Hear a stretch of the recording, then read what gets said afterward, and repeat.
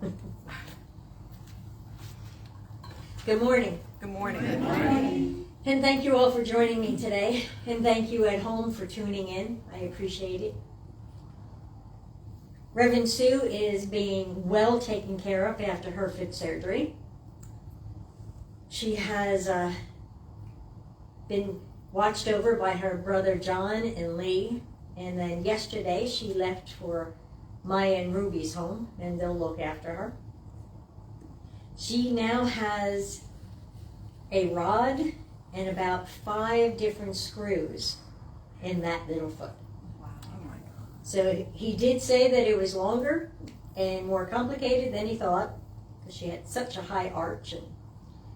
But he believes it's going to be well. He couldn't do the exact thing that he wanted to do, which he told me ahead of time was going to make it strong, strong, strong.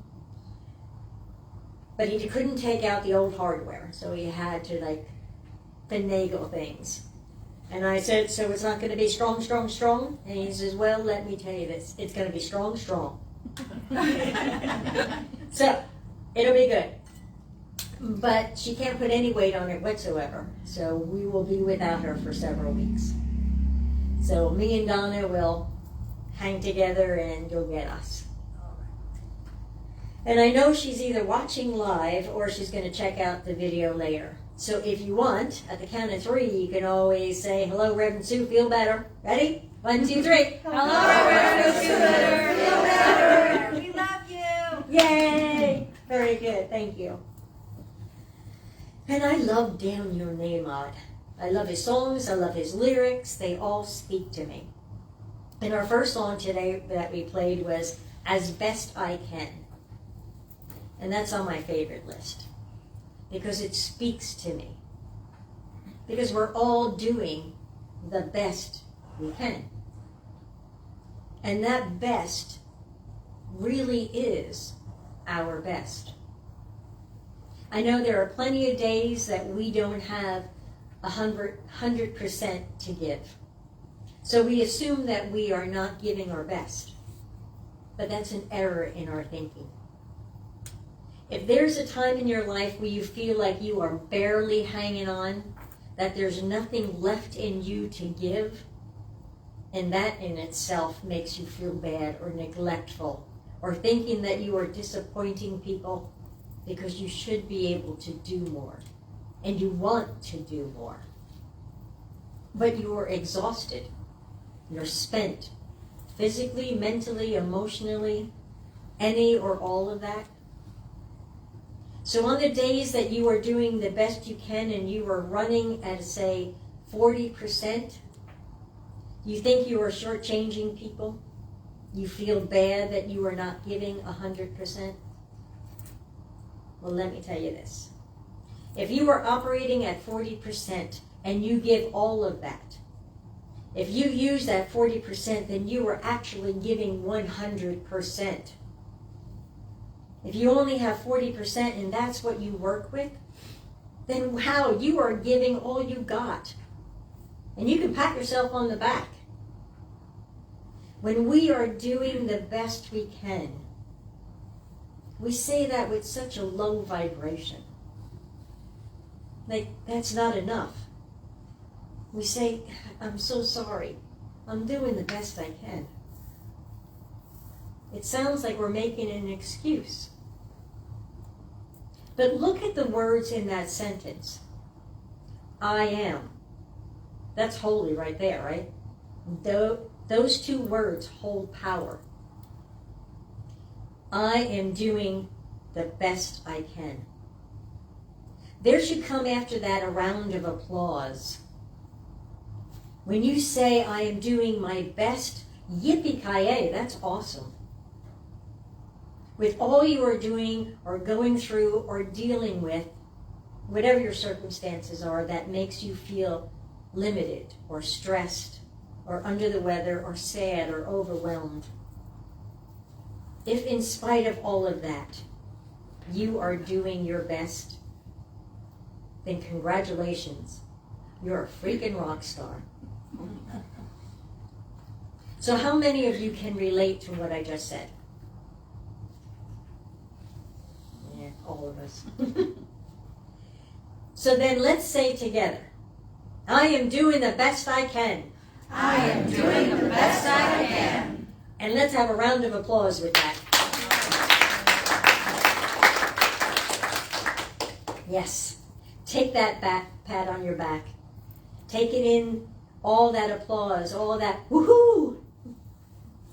Because sometimes life is hard and challenging and even seems unfair. Sometimes life is sad. And if we can still keep doing the best we can, we have to acknowledge that that best that we're doing, that we are giving, and say it with a higher vibration. I am doing the best I can. Dang, look at all that I've been through lately. And I'm still doing my best. Actually, don't do that part. Don't look at the stuff, the chaos, the sickness, the lack, the disturbance. The great Emmett Fox says in his little book, The Golden Key, all that you have to do is this. Stop thinking about the difficulty, whatever it is, and think about God instead. This is the complete rule. And if only you will do this, the trouble, whatever it is, will presently disappear. It makes no difference what kind of trouble it is. It may be a big thing or a little thing. It may concern health, finance, a lawsuit, a quarrel, an accident, or anything else conceivable. But whatever it is, just stop thinking about it and think of God instead. That is all you have to do. The thing could not be simpler. Say anything and everything that you know of God. God is wisdom, truth, love. God is present everywhere, has infinite power. God has the only power. But you must stop thinking of the trouble. If you are thinking about your difficulty, you are not thinking of God. Stop thinking about the trouble. Think about God. That's what called to golden key something. And with Abraham Hicks, it's the vortex, or the law of attraction. What you are focusing on is what you are attracting. The universe, source, God, always answers your request with a resounding yes. All you have to do is receive it. And how you receive it is by becoming it. Abraham on the vortex will say that you state a wish, a desire, and that desire is manifest immediately and is waiting for you in the vortex. And all you have to do is meet that vibration, and it's yours. You don't lose it. It's waiting for you. It's a done deal. You just match its vibration. You receive the abundance by becoming a person with an abundance in attitude, in mindset. As you believe, you receive, right? Abraham says, whenever you have a desire that you do not experience, it is because that desire exists at a different vibration. You have to be a match. You draw to you what vibration you are at. And it is simple, like Emmett Fox says. It could not be any simpler. And, capital A-N-D, it is hard sometimes in our humanness to do it. But I allow my humanness. I acknowledge my fragility in the moment, and I wrap myself in the comfort of knowing I have others around me to help. That was evident this morning. I am never alone, hanging out there without a prayer. You are never alone. You have support when you need it. You have wisdom within you. You are courageous and awesome and divine. And I know sometimes I sound like a cheerleader, but we all need that. When we are down, we need another to offer their hand and lift us up. When we are in the dark, we need another to show us the light. When we feel lost, we need another to point the way. And we take turns doing it. Sometimes I feel strong and helpful. Other times, I feel small and weak. There is always an opportunity to help someone else up, or to receive help for yourself from someone else. Let me tell you a little story. One day, a little girl and her grandmother went to the store. They were buying something for Grandpa. It was his birthday. The little girl was pointing out so many things that she wanted to get her grandfather, but her grandmother had to keep saying no. They were too expensive. Finally, the grandmother said, "Why don't you go and pick out a small cake for Grandpa?" Well, the girl with a big smile on ran off to the bakery, and in no time she spotted Grandpa's favorite flavor in a really pretty cake. And she asked for that and ran back up to the checkout to meet her grandmother. But her grandmother said, sadly, "I'm sorry, honey, that's too much. We can't afford that. Let's just buy these donuts. He'll like that instead." The little girl started to cry, and they walked out. But there was a young gentleman who was in line behind them and overheard the conversation between the grandmother and the little girl. He made his way to the cashier and asked to purchase that cake, and then ran out after the little girl. He called up to them saying, "Please, take this cake to your grandfather and wish him a happy birthday." The grandmother tried not to accept the offer, but the young gentleman was very persistent. So the grandmother said, "Okay, I will do this, but please write your name on this paper with your address, and I will return your money." So he wrote down and then folded the paper and gave it back to the grandmother.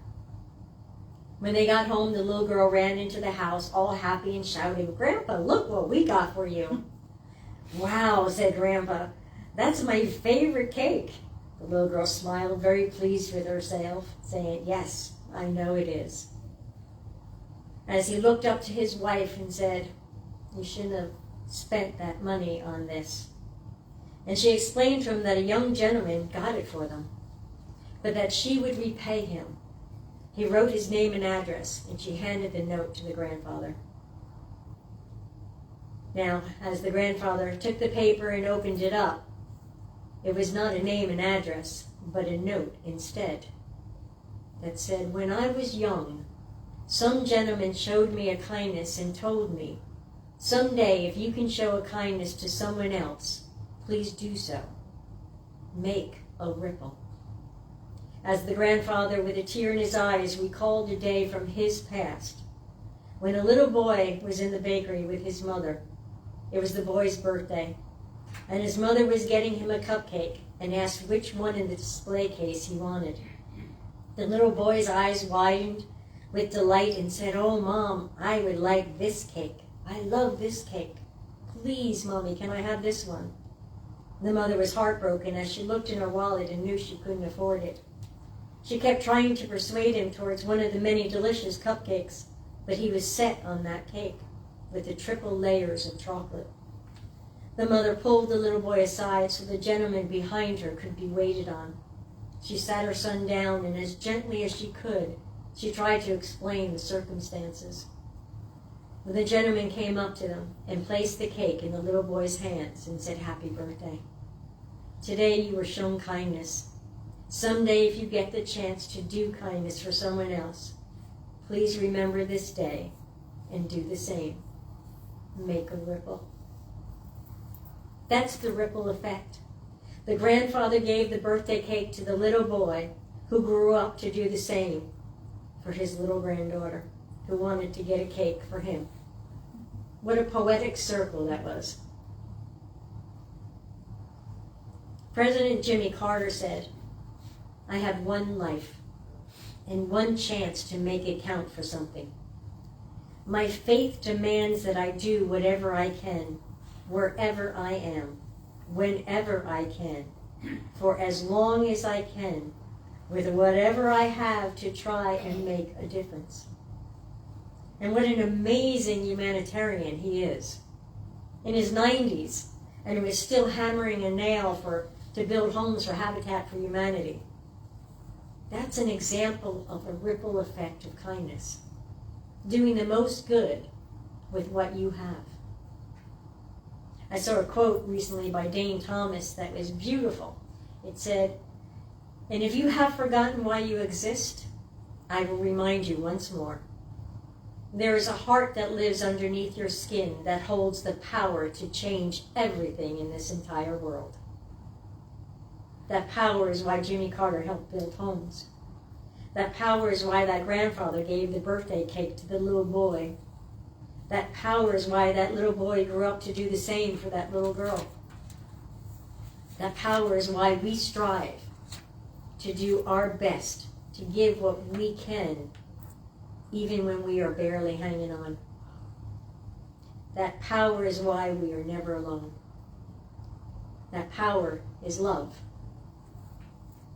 Someone is always there to be your guide, your support. Not only are we never alone on our own swinging in the breeze, but we are better together. We can accomplish amazing things when we stand together for a common good. Let me share this little Indian legend with you. One day in a land far away, before Earth was as it is, there lived a people of many different Indian nations, with each their own language. These people could not talk together, but as it happened, none of them were very pleased with the way the Creator had made the world. The sky was so low that the tall people bumped their heads against it. Sometimes people would do what was forbidden by climbing up high into the trees and entering the sky world. Finally, the wise men of all different tribes had a meeting to see what they could do about lifting the sky. They all agreed that the people should get together and try to push it up together. "We can do it," a wise man of the council said. "If we push at the same time, we will need all the people and all the animals and all the birds when we push." "How will we know when to push?" asked another wise man. "Some of us live in this part of the world, some of us in another, and we all talk the same language. How can we get everyone to push at the same time?" That puzzled the men of the council. But at last one wise person, probably a wise woman, suggested they use a signal. "When the time comes for us to push, when we have everything ready, let someone shout out, 'Yahoy!' That means lift together in all languages."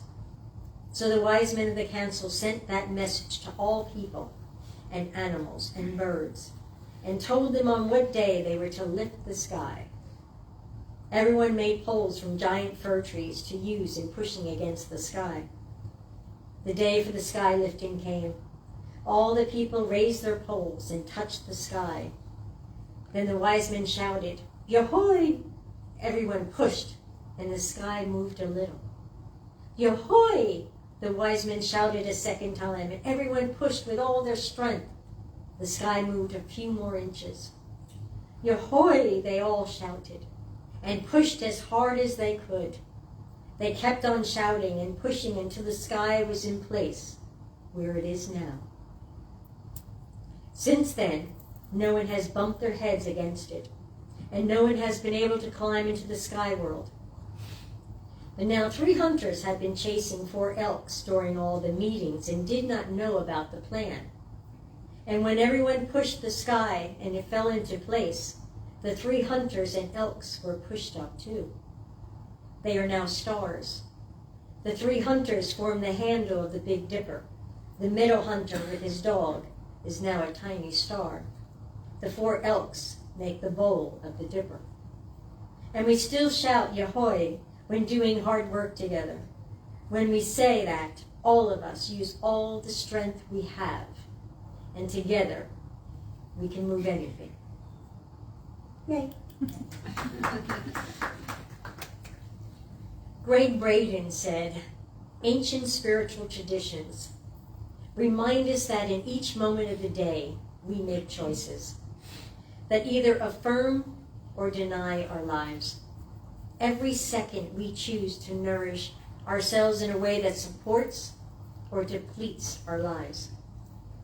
To breathe deep and life-affirming breaths or shallow, life-denying ones. And to think and speak about other people in a manner that is honoring or dishonoring. It is our choice, always. Ernest Holmes said, we are to view ourselves each in the other and behold God in all. And I read this quote from Nanine Hoffman, who said, sometimes we forget how beautiful it is to be here on this earth, right at this moment. Life, for all its difficulties, is still a wonder, and so are you. Stay in awe of life and be in amazement of the gift that is you. What you can do with these two hands. We can waste our power and wring them in worry and anxiety. Or we can use them to lift others and ourselves, or build a home and embrace and support someone and offer hope. Or reach out and find comfort and direction from someone else. Our choice. Together we can push up the sky and raise our vibrations, cheerleading and inspiring one another. We can empower ourselves by remembering the heart that beats within our own skin. And saying with confidence, I am doing the best I can. And allow that positive vibration to rise and be a match for all the good that is waiting for you. Whether it's the ripple effect, the law of attraction, kindness, goodness, love, peace, whatever you call it. What we put out into the world, we get back. Life mirrors what we believe. We believe in good. We believe in God. And we believe in each other. And we are here for each other to assist on this life journey, to be each other's cheerleader when needed, to remind each other that doing our best is applause worthy, and that God always says yes. We just need to raise our vibration to match it, to receive our answered prayers. And on the days that we cannot, we do not continue to speak of it or dwell in the difficulty. Instead, we speak of all that is God. We have to pray with eyes on God, not eyes on our difficulties. We golden key the situation. And we wrap ourselves in the comfort of knowing that we are never alone. This life journey that we walk with each other may not be easy. It may not be pleasant or pretty to look at. It may be challenging. But we are doing the best we can. No matter what percentage we have available, it is our best that we give. And together we can do anything, even lift a sky. And on the tough days, we have each other. We are pom-pom ready. Woo-hoo! Laura Jean Truman said, you can't heal the people you love. You can't make choices for them. You can't rescue them. But you can promise that they won't journey alone. You can loan them your map, but this trip is theirs. But for sure, you can stand by them. And at some point in everyone's journey, at some point in everyone's life, they need somebody to stand by them. You need someone to stand by you. I need someone to stand by me.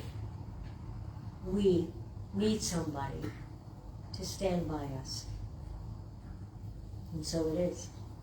Thank you. Namaste.